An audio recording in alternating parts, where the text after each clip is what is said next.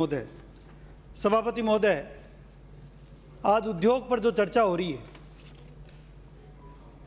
मैं इसमें ये कहना चाहता हूं कि ये केवल पक्ष और विपक्ष का विषय नहीं है। उद्योग की जो विषय है वो किसी राज्य की आर्थिक नब्ज को टटोलने के लिए, आर्थिक स्थिति को जानने के लिए, उसको उद्योगों की स्थिति को यदि हम आंकलन कर लें तो उस स्टेट का पूरा फाइनेंशियल पैरामीटर सामने आ जाता है कि स्टेट की हालत क्या है। सभापति महोदय, ये सारे डिपार्टमेंटों से जुड़ा हुआ विषय है। केवल और केवल एक उद्योग विभाग का नाम बहुत छोटा सा हो सकता है, क्योंकि हमने ये शुरू से देखा है कि हमारा जो प्रदेश है वो भौगोलिक दृष्टि से हर तरह की उद्योग के लिए सूटेबल है। यहाँ देश दुनिया के सारे तरह के उद्योग यहाँ पर हम लगाए जा सकते हैं। ये भौगोलिक दृष्टि से हमको सूट करता है। सभापति महोदय, भारत में हमारे स्टेट ही नहीं, पूरे विश्व की अर्थव्यवस्था में राजस्थान के उद्योगपतियों का बहुत बड़ा योगदान रहा है। सभापति महोदय, आप खुद जिस क्षेत्र से आते हैं वहाँ के उद्योगपति तो पूरी देश दुनिया में फेमस है। आप केवल राजस्थान के से निकलकर केवल दिल्ली, मुंबई, कलकत्ता ही नहीं, पूरी दुनिया के किसी भी कोने में चले जाओ, राजस्थान के उद्योगपतियों की धाक पूरे विश्व में है। इसलिए हमारे लिए कहते भी हैं कि जहाँ न पहुँचे बैलगाड़ी वहाँ पहुँचा मारवाड़ी। ये हमारे लिए कहावत है, क्योंकि उन सभी विषम परिस्थितियों में जाकर यदि कोई व्यापार और उद्योग को बढ़ावा देने का काम, इस देश की अर्थव्यवस्था को एक मील का पत्थर साबित करने का काम और वैश्विक अर्थव्यवस्था में भारत का लोहा मनवाने का काम यदि किसी ने किया तो राजस्थान के उद्योगपतियों ने किया। इसलिए मैं आज सदन से कहूंगा कि उन उद्योगपतियों का स्वागत हमारे लिए सबसे महत्वपूर्ण है। सभापति महोदय, मैं मंत्री महोदय से निवेदन करूंगा कि अब हमारी बड़ी बहन महिला मंत्री बनी है तो कम से कम ईमानदारी से इस विभाग के साथ कुछ फैसले करेंगे, क्योंकि इस विभाग में हम कितनी बात कर लें, आज भी राजस्थान की श्रेणी औद्योगिक रूप से हम बीमार प्रदेशों की श्रेणी में हमारी काउंटिंग होती है, क्योंकि जो हमारे पास रिसोर्सेज है उनका ऑप्टिमम यूज तो छोड़ो, हम मिनिमम यूज भी पूरा नहीं कर पा रहे हैं। सभापति महोदय, मैंने कहा ना कि राजस्थान में उद्योग व्यापार की अपार संभावना है। मैं एक छोटी सी जानकारी आपके सामने शेयर करूंगा कि हमारे यहाँ पर इंजीनियरिंग में 14.75%, हैंडीक्राफ्ट में 11.676%, टेक्सटाइल में 10.86%, मेटल में 10.01%, केमिकल्स एंड अलाइड में 9.51%, dimension stone, marble, granite, articles stone, mica इनमें 7.73%, जेम एंड ज्वेलरी में 7.71%, एग्रो एंड फ्रूट प्रोडक्ट्स में 7.09%, जो भी माननीय सदस्य सादुलपुर से आने वाले सदस्य रख रहे थे, और अदर इंडस्ट्रीज में 20.58% एक्सपोर्ट में हमारी भागीदारी है। सभापति महोदय, हमारे यहाँ पे तो गांव-गांव में उद्योग है। हर छोटे से छोटे जिले में कहीं पर्यटक सर्किट है तो कहीं कोई मिनरल सर्किट है, कहीं किसी और प्रकार का सर्किट है। हर जगह हमारे पास विरासत है, हमारे पास हस्तकला है। सांगानेर और बगरू में यदि आप देखो तो रंगाई और छपाई का बहुत बड़ा उद्योग पूरे विश्व में यहाँ पर है, जिसके कारण जयपुर को वर्ल्ड क्राफ्ट सिटी का अवार्ड यदि मिला तो केवल इस उद्योग के कारण मिला। सभापति महोदय, मैं यदि सांगानेर की बात करूं तो 300 वर्ष पहले यहाँ पर राजा महाराजाओं के ज़माने में इस उद्योग को लगाया गया और उसकी यहाँ पर उसका संरक्षण किया गया।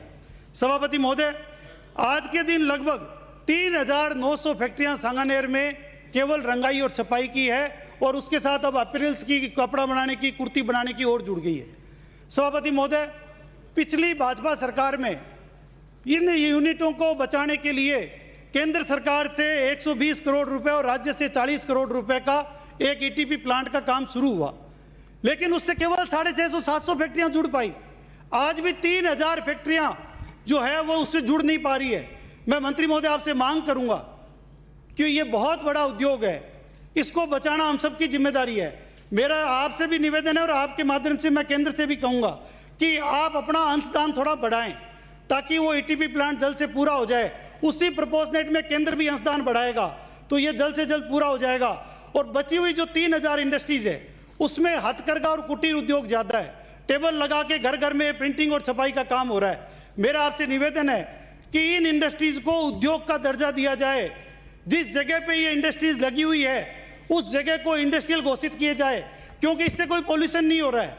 जो बार बार उन छोटे छोटे व्यापारियों को अलग अलग विभागों के माध्यम से परेशान किया जा रहा है, उस पर रोक लगेगी। सभापति महोदय, इसके साथ ही सीतापुरा, मानसरोवर, रिकोच, रामचंद्रपुरा, प्रहलादपुरा जो इंडस्ट्रियल एरिया है, इन इंडस्ट्रियल एरिया में पानी की बहुत कमी है, सीवरेज की कमी है।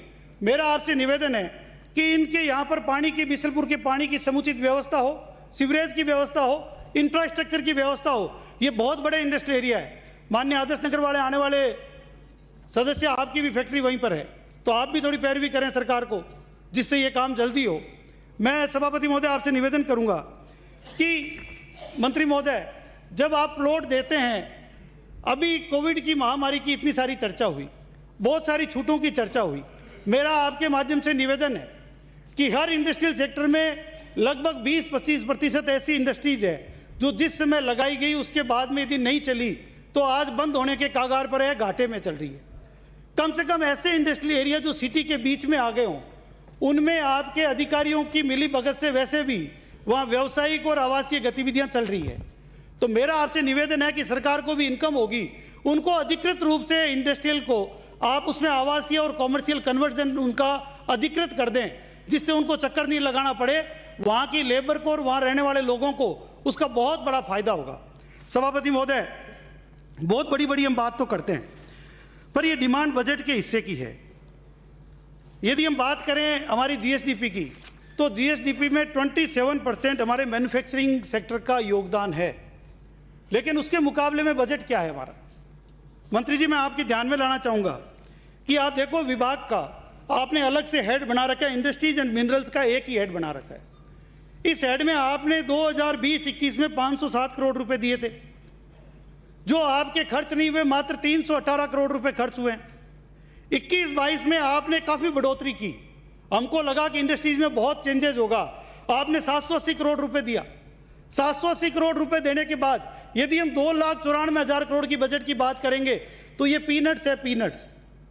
लेकिन 2,94,700 करोड़ देने के बाद में आपने खुद नहीं, अगले ही साल आरी में बदलकर इसको 480 करोड़ रुपए कर दिया। यानी आप सरकार खुद ने ही ये मान लिया कि हम 300 करोड़ रुपए खर्च ही नहीं कर पा रहे हैं, या हमारे पास पैसा है नहीं। दोनों में से एक ही स्थिति होगी। आपने 39% बजट रिड्यूस कर दिया, और इस बार मुख्यमंत्री जी ने तो 50 पॉइंटों पर घोषणा कर दी उद्योग में, लेकिन बजट मात्र 20 करोड़ बढ़ा, वो हुआ 496 करोड़ रुपए। इतने छोटे से पीनट बजट से इतने बड़े डिपार्टमेंट को, जिससे बेरोजगारी भी हम खत्म करना चाहते हैं, राजस्थान का नक्शा भी बदलना चाहते हैं, राजस्थान को आगे भी ले जाना चाहते हैं। आज सभापति महोदय, यदि हम बात करें तो उद्योग एक दिन में तो नहीं लग, ये तो एक सतत प्रक्रिया है, और सतत प्रक्रिया जब है तो हमारे उन उद्योगों को, जब चाइना में फैक्ट्रियां बंद हुई कोविड के दौरान, पूरी दुनिया का चाइना से विश्वास उठ गया, बड़े बड़े देश उस लाइन में लगे। हमारे यहाँ पे भी सबमिट राजस्थान, रिसर्जेंट राजस्थान की बातें हो रही थी। मैं ये पूछूंगा मंत्री महोदय कि जब ये सारी बातें हो रही थी, उस समय ये डिपार्टमेंट क्या सो रहा था क्या? एक भी इंडस्ट्रीज कोई चाइना से उठी हो और जिसको हम लेकर आए हों, वो क्यों नहीं आई? क्योंकि उद्योग के तीनों कंपोनेंट, हम यदि बात करें, आपने 150 इंडस्ट्रियल एरिया की घोषणा की, 13,000 राजस्थान के 13,000 हेक्टेयर में आपने इंडस्ट्रियल एरिया की घोषणा की, पर रिको केवल बिल्डर के रूप में काम करता है। वहां एक सड़क बिछा देता है, बिजली के आधे अधूरे खंभे खड़े कर देता है। आप एक भी इंडस्ट्रियल एरिया जो घोषणा हुई हो, वो किसी भी माननीय सदस्य के उस क्षेत्र में हो जहां पर कोई एसटीपी प्लांट लग गया हो, जहां पर ईटीपी प्लांट लग गया हो, जहां पॉल्यूशन की डिवाइसेस लग गई हो, इन सब का फंड आपके पास रिजर्व है, केंद्र भी फंड दे रहा है, लेकिन एक भी इंडस्ट्रीज हम ला नहीं सकते, क्योंकि हमारे यहाँ रॉ मटेरियल महंगा है, हमारे यहाँ बिजली महंगी है, हमारे यहाँ लेबर महंगी है। सभापति महोदय, हमारे यहाँ की इंडस्ट्रीज बंद होकर जा रही है। में इंडस्ट्रियल का डेवलपमेंट का माहौल बन रहा है, पंजाब में बन रहा है, उत्तर प्रदेश में बन रहा है, गुजरात में बन रहा है। हमारे यहाँ पर बिजली महंगी, रॉ मटेरियल महंगा, हमारे यहाँ पर लेबर महंगी और डीजल पेट्रोल महंगा। कैसे कोई इंडस्ट्रिस्ट आएगा? हम उसको गला दबाकर फिर कहते हैं कि अब तू रूह अफ़ज़ा शरबत पी ले, तो गला दबाने के बाद कौन शरबत पिएगा? सभापति महोदय, आप तो खुद उस क्षेत्र से आते हो जहाँ के लोग बाहर पलायन कर गए, वो केवल आपको वोट देने के लिए आते होंगे उस समय। सभापति महोदय, मेरा निवेदन है मंत्री जी से कि आपने सदन में घोषणा की कि 10 लाख करोड़ के एमओयू किए, हम आपका स्वागत करेंगे, लेकिन सभापति महोदय, आज मैं याद दिलाना चाहूंगा मंत्री जी को, सभापति महोदय, मैं तो कंटेंट से हटूं, उसी समय बिठा देना। 5 मिनट कंटेंट से हटते ही बिठा देना आप। मैं तो नया सदस्य हूं। 5 मिनट। सभापति महोदय, मंत्री महोदय ने कहा 10 लाख करोड़, बिल्कुल हम आपका स्वागत करते हैं मंत्री जी, लेकिन कुछ बिंदु मेरे आपके समक्ष में रख रहा हूं, इनकी भी आप जांच कराएं कि इनमें से कितनी ऐसी कंपनियां हैं जिनकी जितनी नेटवर्थ नहीं है उससे ज्यादा के एमओयू आपके यहां पे कर लिए। जितनी नेटवर्थ ही नहीं है उन कंपनी की, उससे ज्यादा के एमओयू कर लिए। कितनी ऐसी कंपनियां हैं जिनका ट्रैक रिकॉर्ड आपने चेक किया और उसके बाद एमओयू किए कि वाकई वो धरातल पर आएगा क्या? क्योंकि 2 जनवरी को आपने स्टेटमेंट दिया था कि पिछली सरकार ने जल्दबाजी में एमओयू किए, इसलिए वो धरातल पर नहीं आए। हमारी शुभकामनाएं हैं कि राजस्थान में 10 लाख करोड़ का इन्वेस्टमेंट आए और हमारी बड़ी बहन मंत्री हो, उनके नेतृत्व में आए। लेकिन ये चीजें तो चेक करो कि एक भी कंपनी ने जिसने एमओयू किया है उसने कोई फाइनेंशियल प्लान साथ में दिया है क्या? किसी बैंक का सर्टिफिकेट साथ में लगाया है क्या? किसी फाइनेंशियल इंस्टीट्यूट का लेटर उन्होंने साथ में दिया है क्या कि हम ये यहां से फाइनेंस करवाएंगे और यहां पर इन्वेस्टमेंट करेंगे? आपने हाथ पकड़ा, अधिकारी ने गला दबाया और हाथ पकड़कर साइन करवा लिए।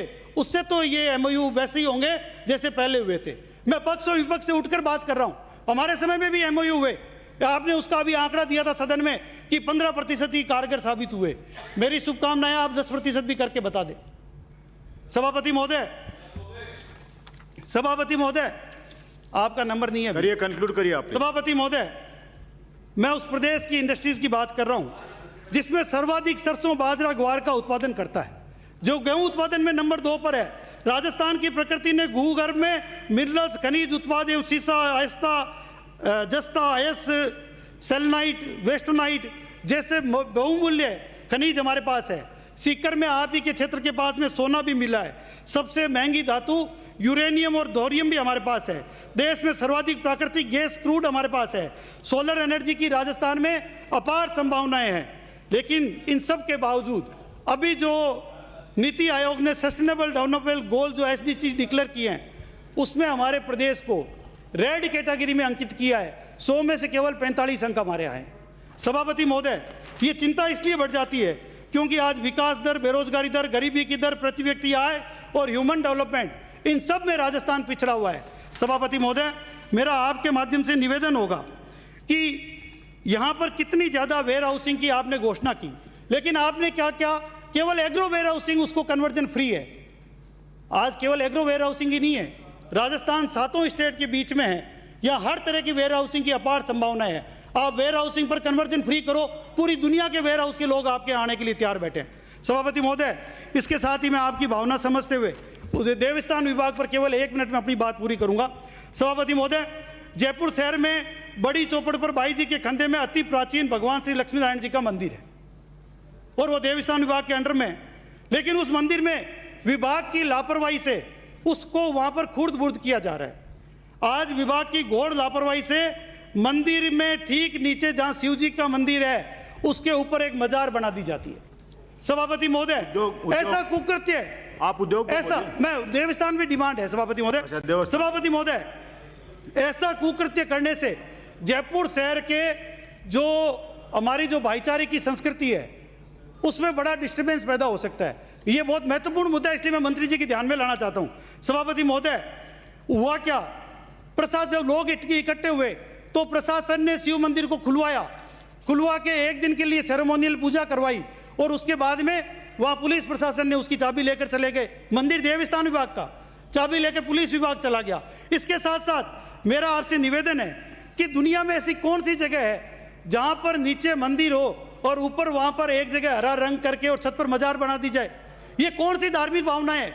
ये उस धर्म के प्रति भी अन्याय है। वो केवल असामाजिक तत्वों का दोष है, असामाजिक लोगों का कृत्य है। सभापति महोदय, मेरा निवेदन है कि हिंदू समाज के आस्था का केंद्र अति प्राचीन शिव मंदिर को भक्तों के लिए खुलवाएं एवं लक्ष्मी नारायण जी के मंदिर की गुमटी पर अवैध रूप से बनाई गई मजार को हटाकर अविलंब कार्रवाई करें। ये मंत्री महोदय, मेरा आपसे निवेदन है। आपके प्रति इसलिए श्रद्धा है कि अभी आपने भगवत कथा का पाठ करवाया था। जो मंत्री भगवत कथा करवाती हो वो मंदिर को भी बचाएगी। ऐसे मेरी गुजारिश है, आप आदर्श नगर आने वाले सदस्य की बातों में नहीं आए। ये उनके क्षेत्र का मामला जरूर हो सकता है, लेकिन ये लाखों लाख लोगों का मामला है। आपका बहुत बहुत आभार, बहुत बहुत धन्यवाद।